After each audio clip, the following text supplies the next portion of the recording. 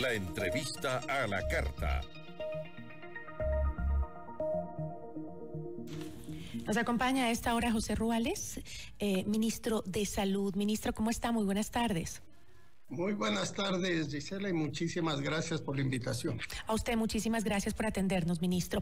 Según informó su ministerio, todos los centros de salud están habilitados para la vacunación. Como prioridad deberán vacunarse pues los adultos mayores y los pacientes con condiciones graves como diabetes, cáncer o VIH-Sida. ¿Cada cuánto deben vacunarse estas personas de grupos prioritarios? Bueno, estas personas deben vacunarse una vez que hayan cumplido al menos 5 meses después del segundo refuerzo. Este es solamente para aquellas personas que cumplieron ya el esquema completo con las 2 dosis y los 2 refuerzos de las vacunas anteriores, y que además son personas mayores de 65 años y personas que tienen algunas condiciones graves o que pueden generar gravedad en el caso de que se contagien de COVID.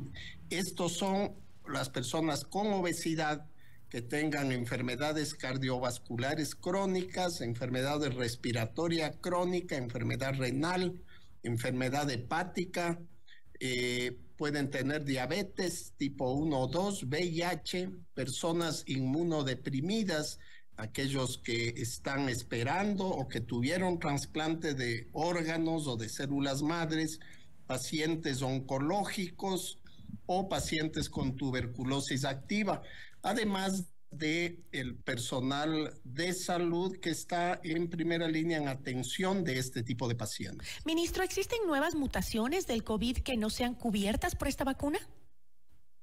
Sí, el COVID es un virus respiratorio y por lo tanto todo el tiempo está generando nuevas variaciones, ¿no? Pero las variaciones que actualmente están circulando en el país y que son mayoritarias son formas de la variante Omicron. Y la vacuna bivalente que estamos colocando es una vacuna que tiene tanto la cepa original como la variante de Omicron.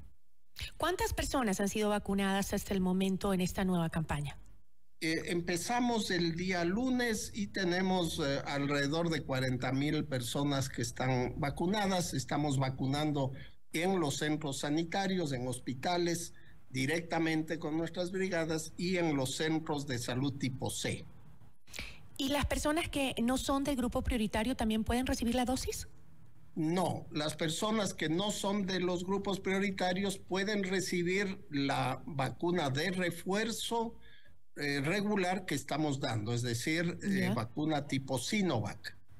¿Por qué? Porque no tenemos en este momento una transmisión alta, ¿no? El número de casos que se dieron esta semana es muy baja, solamente tuvimos 138 casos la última semana. Este es el número más bajo desde que empezamos a registrar los casos en pandemia, pero todavía tenemos alrededor de 30 pacientes hospitalizados a los cuales se les detectó COVID.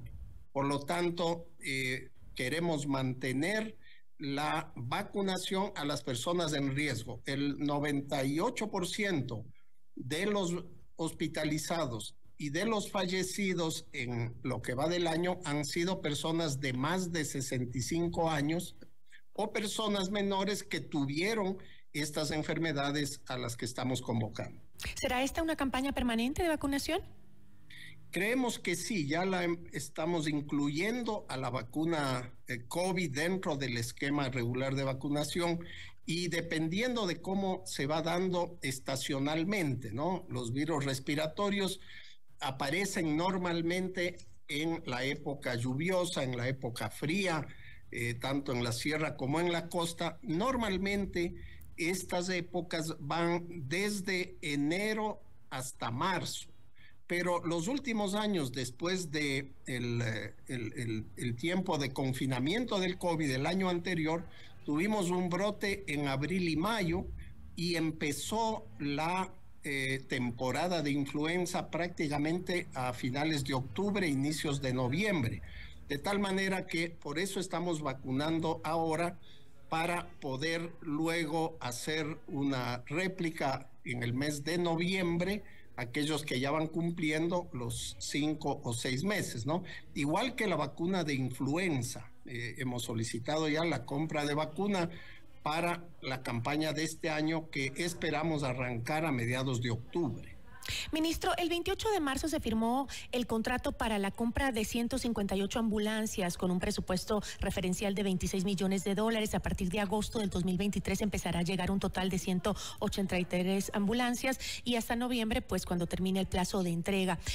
Y hace un mes veía que el vicepresidente de la República había señalado que la gente muere en el balde de una camioneta, refiriéndose a que no había suficiente cantidad de ambulancias en el país. ¿Por qué el gobierno, conociendo esta realidad tan triste, tan dolorosa, esperó 2 años para hacer una compra de ambulancias tan necesaria? No ha esperado 2 años. Hemos iniciado la compra en mi gestión, el primer día de mi gestión, hace 1 año y pico, ¿sí?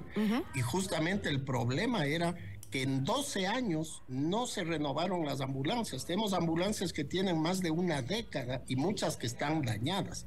Nosotros hemos iniciado y el proceso de compra requería que estén las reglas claras, ¿no? Que no se compren ambulancias a dedo, que no se compren con sobreprecio, y eso significó establecer primero un criterio técnico, las fichas técnicas de las ambulancias de diversa capacidad y de diversa complejidad.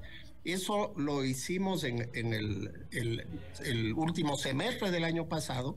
Hicimos un convenio de compra en octubre del año pasado para hacerlo a través de una compra internacional con el sistema de Naciones Unidas, y luego hicimos todo el proceso de licitación. Por eso en marzo terminamos el proceso, adjudicamos y firmamos los contratos de compra.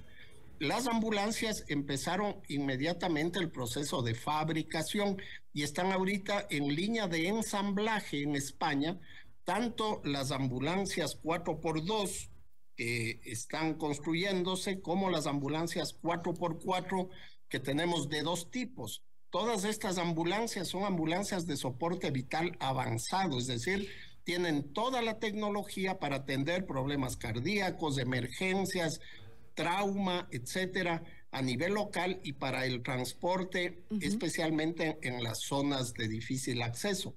Y además, empezamos la compra de 158 ambulancias, pero logramos un ahorro, y ese ahorro nos permitió, con el ahorro, comprar 28 ambulancias adicionales.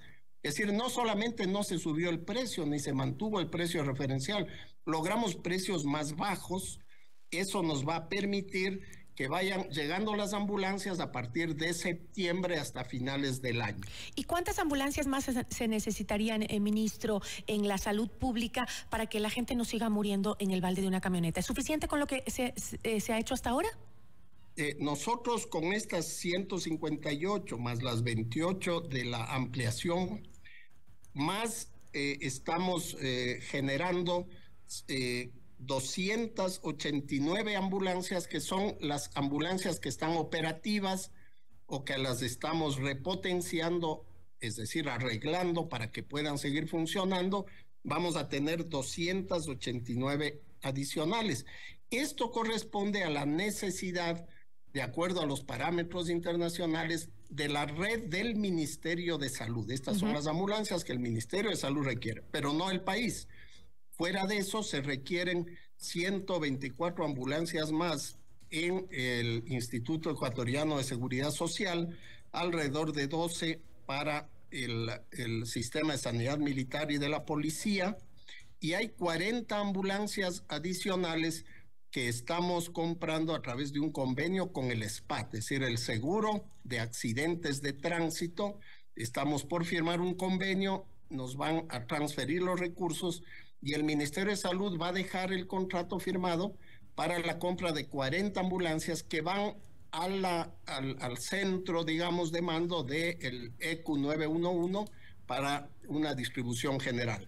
Con esas ambulancias adicionales, nosotros ya estamos avanzando, las otras instituciones están en el proceso de compra, esperamos ya, de acuerdo a la llegada de las ambulancias, que hasta mediados del próximo año ya tengamos el número suficiente de ambulancias y estas se vayan recuperando, comprando conforme vayan terminando su vida útil. Ahora, pasemos brevemente a hablar sobre el abastecimiento de medicinas en el país. El gobierno ha señalado varias veces que el abastecimiento es superior al 70%, pero ¿es esta la realidad de los hospitales públicos? Así es, esa es la realidad y depende también de los hospitales, ¿no? Hay ciertos hospitales, los de mayor complejidad, los hospitales como por ejemplo la maternidad Nueva Aurora en Quito, la maternidad de Isidro Ayora, que están sobre el 90% de medicamentos, ¿no? Hay otros, especialmente en provincias, en donde el número es inferior al promedio del 80%, y esto se debe muchas veces al tipo de medicamento. Estamos garantizando principalmente los medicamentos vitales. Por ejemplo, la insulina la tenemos comprada hasta el próximo año. Las vacunas, que cuando llegamos habían 4 vacunas que no existían en abastecimiento, ¿no? Neumococo, rotavirus, etcétera. Ahora las tenemos ya abastecido entre 8 y 20 meses. Igual los factores de coagulación para la hemofilia, es decir, aquellos que son vitales, estamos procesando incluso a través de compras internacionales. Todavía hay dificultades y es lógico por la alta demanda y la rotación de pacientes. Imagínense que el año 2020 dimos 30 millones de atenciones. En lo que va de este año hasta junio o hasta la fecha, hasta alrededor del 15 de julio, ya íbamos con 26 millones de atenciones, es decir, casi la misma cantidad que dimos en todo el año. Eso significa que hay una mayor rotación, especialmente de las medicinas de mayor uso, ¿no? Y a veces eso genera desfases en el proceso de logística de entrega a los más de 2,000 establecimientos del Ministerio de Salud. No es un sistema perfecto, incluso estamos avanzando en un sistema de inventario automatizado que nos va a dar en tiempo real los ingresos y salida de las bodegas y farmacias, cosa que actualmente se está haciendo manualmente. Pero si es así y tenemos un abastecimiento superior al 70%, ¿qué es lo que sucede entonces con esas denuncias de personas que no pueden acceder más que al paracetamol en los hospitales públicos? Y las vemos todos los días, ministro, en las redes sociales. No, eso le digo, siempre el sistema no es perfecto, estás sobre el 80%, pero eso quiere decir que, por ejemplo, el paracetamol, nosotros lo compramos en 6 presentaciones, 2 presentaciones inyectable, 2 presentaciones en jarabe y 2 en tabletas. Si nos falta una de esas presentaciones, quiere decir que tenemos el 80% de las presentaciones, no quiere decir que no hay todo el medicamento, ¿no? Y lógicamente, debido a la alta rotación, la alta demanda, nosotros no solamente atendemos los pacientes del Ministerio de Salud, también recibimos derivaciones, especialmente en provincia, de los pacientes de la Seguridad Social. Y eso hace que muchas veces hay más demanda y la compra de los medicamentos no es suficiente y tenemos que solicitar a bodega la entrega y pueden haber retrasos, incluso tenemos retrasos de algunos proveedores, pero esto ya está cada vez más acotado, cada vez estamos mejorando el sistema y como le digo, estamos montando un sistema digital para poder controlarlo y hacerlo en tiempo real e ir mejorando el sistema logístico también. Ministro, muchísimas gracias. Gracias a usted y una muy buena tarde. Igual para usted, agradecemos al ministro de Salud, José Ruales, por habernos acompañado.